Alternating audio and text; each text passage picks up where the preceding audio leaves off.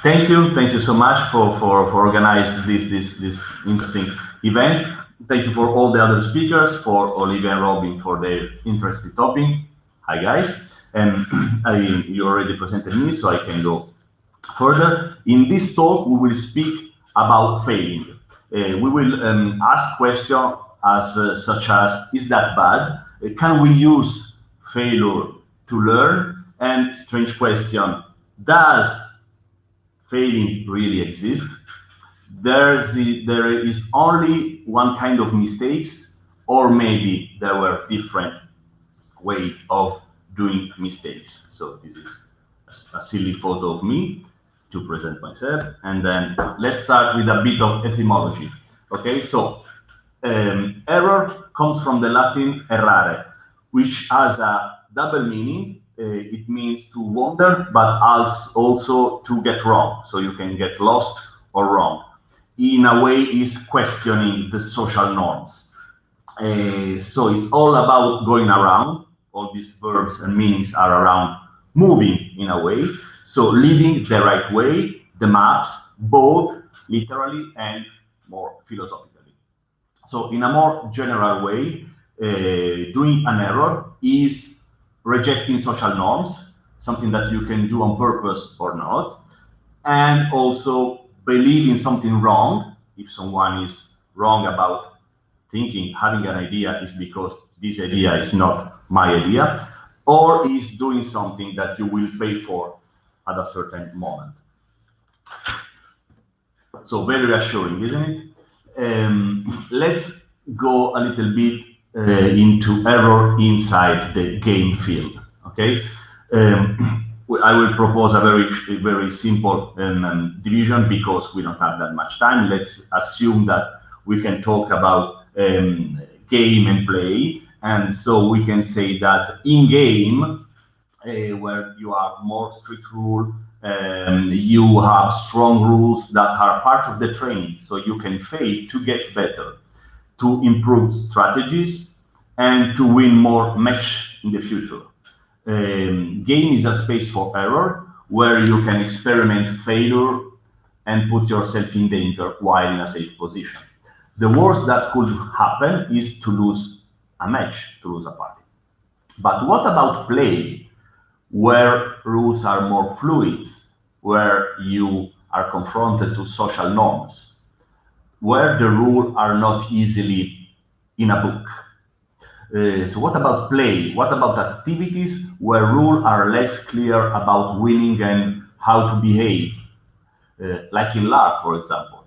There is a difference from failing from different purposes and goals.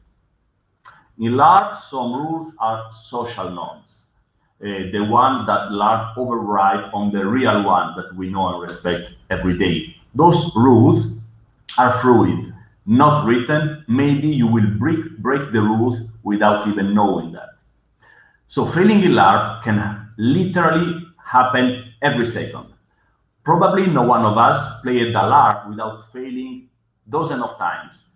Maybe we forgot a plot, we missed a relationship, we did a poor preparation, we did not work to have the right chemistry with our co-players. So let's do a little experiment, okay? Close your eyes and think about your biggest fail in LARP. I mean, the biggest error you ever made in your entire LARP life, okay? So close your eyes and think a bit about that. It's an hard choice, right? There are plenty. Now think for a moment. Choose just pick one of those errors. Why this error happened? What were the consequences after this thing you did wrong? We can fail in an internal level and external level. Let's say the external level is rules, organizers, co-players, expectations, destroying other people's experience.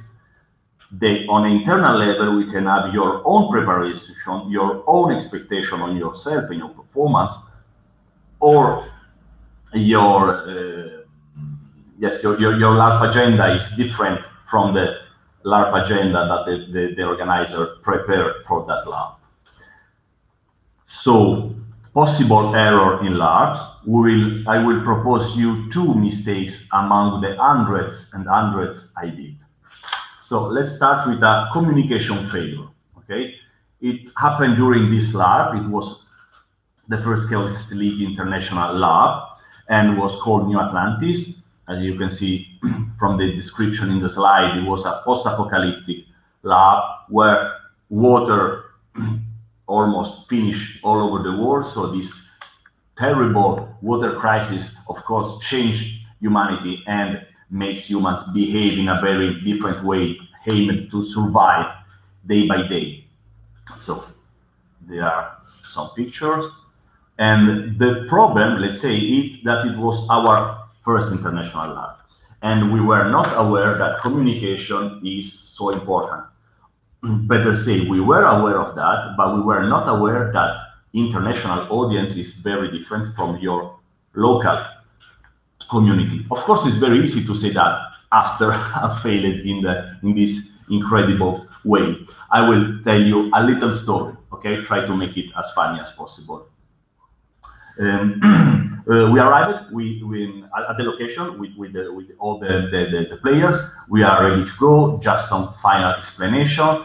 There was something I needed to tell them, but I can't remember. So maybe it's not important. I told to myself, so I'm good, it's fine.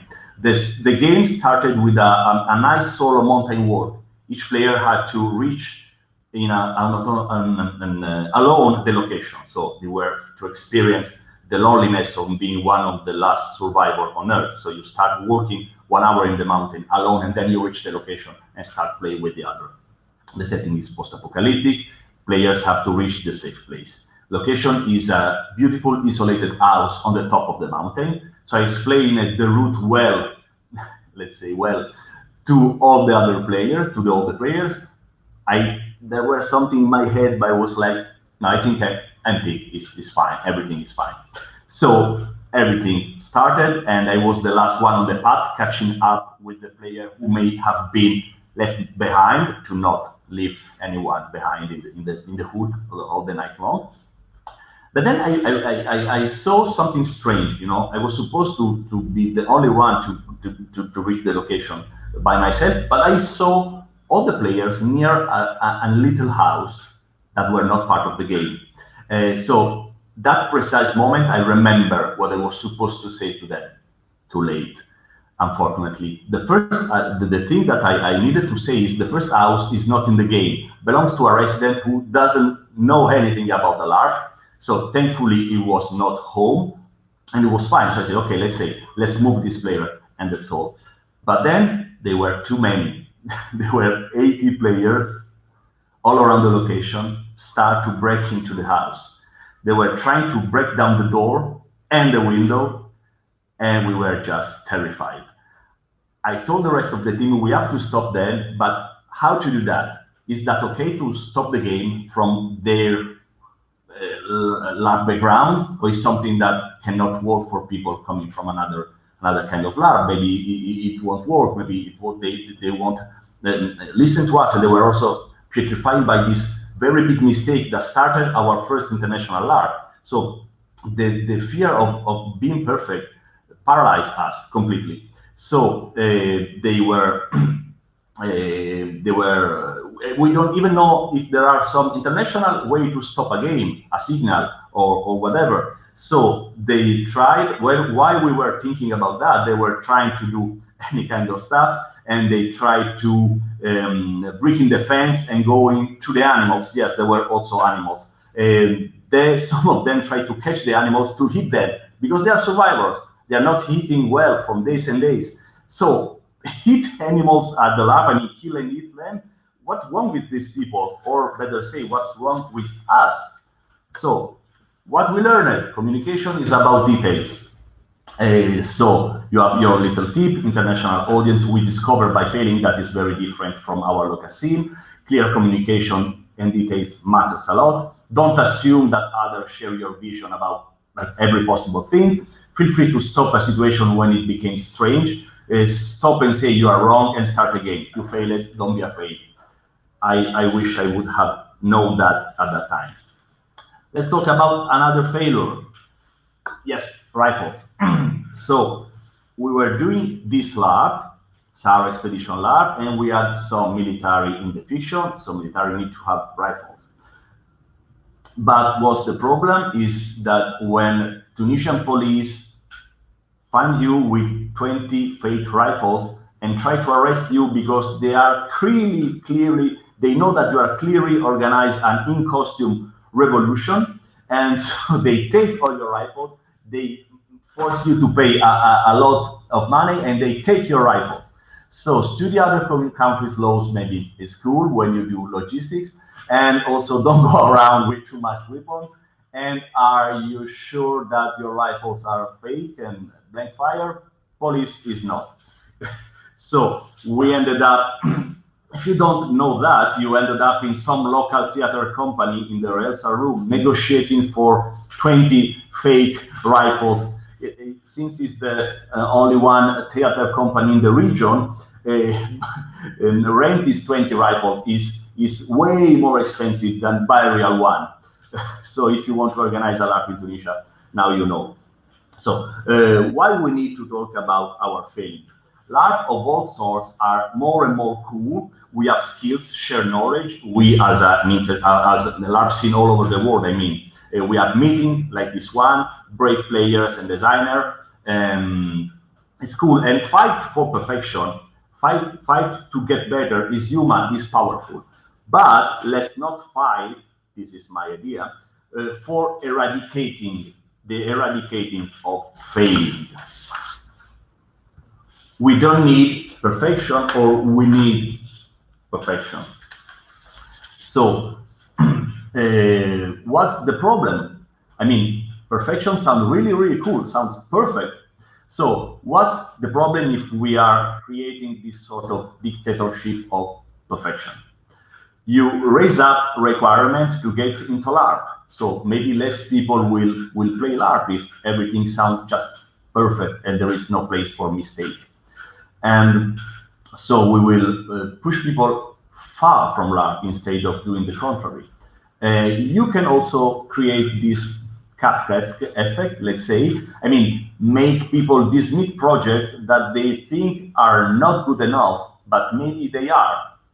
Kafka, you know, the Franz Kafka, the well-known writer, was sure that his writing was crap, and he asked to his friend to burn everything down after his death. Luckily, they didn't do, and so we have that. But you know, self-judgment can be hard if you compare yourself to a rules, to an idea of perfection that not even exists. So, and what else? You can rise up the stress factor. So you generate stress, and stress can be very hard for working on your project or keep your organizer team together. And also, you can make people stop to play and organize even. You create a star system. Of course, I'm exaggerating, but it can happen. You know, if there is someone perfect, you need to go in that direction. This person becomes a big star. And I don't think we need a star system. We have star system all over the world in every field. Maybe we can try to limit, try to restrict this very human mechanism into our scene. If you are all aware, maybe we can achieve that. And also, we create a standard that doesn't exist. Also as a part of this star system stuff. And you can also push toward homologation, because of course, if there is perfection, if there is a star system, if you are not good enough, how you can be good enough? Doing the thing that people are already doing, which is not exactly always the best choice, because we already have this kind of LARP, so maybe you can do something different.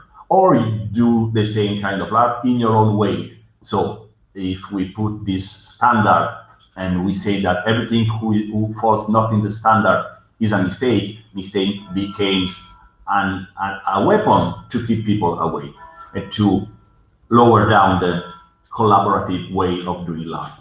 But also we can have different kind of mistake, of course. So another kind of mistake, and this is another example, was during this LARP, was a urban fantasy LARP. Let's say all the players, we played in Rome, in town of Rome, and all this player was sure to be sort of new Camelot Knight. So we live like hobos for 5 days in the core of Rome in this location. We were like 95 people following the Camelot Knight moral code. So we behave in a very strange way among people in Rome. What happened during this lab? Some failure that had positive effect.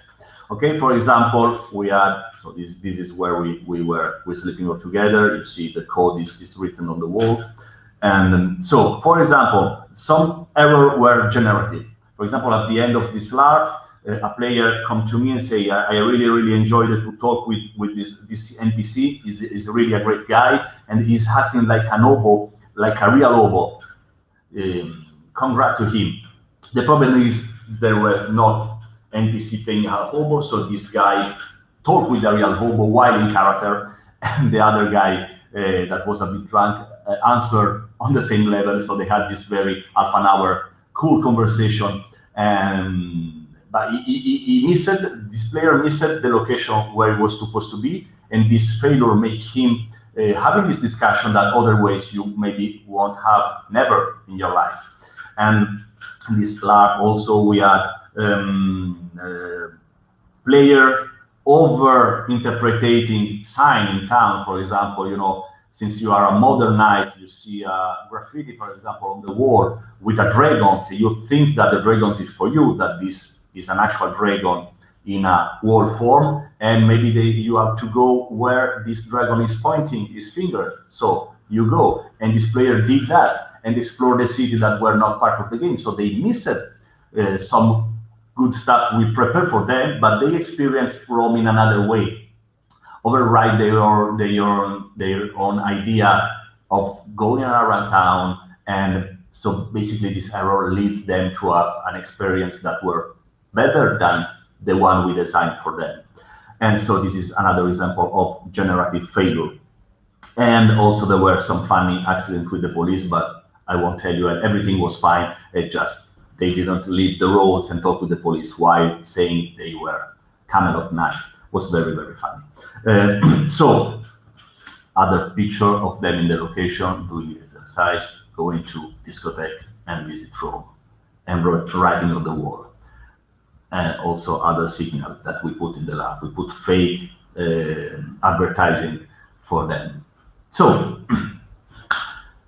apparently failing is something ambiguous, something that can be something and the contrary. So it can be something positive, of course. It's very easy. We all understand that you can fail and learn it and be better. This is the most easy way to interpret mistakes. You know, something positive you can learn from, you can exploring outside social practices, but also, can we learn something from it? Yes, but also mistakes is something we don't want. It's something that maybe destroy our plan. It can be good, but also is an anarchist element who is there not to please us, and maybe it's just a mess. It's something that exists regardless as our expectation or our will to be better. Maybe it's our shadow in a way. So some possible solutions to this question. Of course, I don't have solution to these very big issues, but we can start to share some thought about that. So we can just embrace the failure. We all fail at some point. We are persons, so we project a shadow. Or we can try to use it as a tool. Maybe we can develop a culture of playtest. Maybe organizer can run of the LARP that cost less, that are not complete but still playable, to have better final result. There are some examples, people are doing that, but it's not that common in, let's say, weekend-long LARP. In chamber LARP is easy to do, but maybe we can thinking more about mistakes and try to test our mistake, put this mistake into practice and see the result instead of trying to eliminate that. Or maybe we're afraid to give our failure to the players. That way, maybe we can try to use that as a tool. And also, we can create space for mistakes. Maybe we can prepare the condition that can make us fail. Maybe at some point we will start to do failure design some situations that are still safe, because we don't have to use this excuse to, oh, I can go wrong and then be disrespectful toward our players. But we can talk to them, we can explain that we are trying to design a situation which is not harmful for them, but that maybe can fail. Some revolution started by mistake, for example. So what we can do in the end, we can always say that each organizer, each players want to be brave. Not each of them, but maybe something that we want to explore. This braveness. And so we always say that, but what it is, in the end, being brave, what it is playing with failure. Fail can be seen as a duty for LARPer. We can maybe have this moral duty to fail, because we have a community that understands us. That if we sustain the community can sustain us and help us to fail. I mean, not that much of moment on our life you can fail. In LARP you can, if you have some sort of agreement with your player. And so if we are honest and caring to them, they can allow us and help us to fail. So I would like to conclude with this quotation from Bertolt Brecht and say that was a pleasure to be there with all of you, and thank you so much.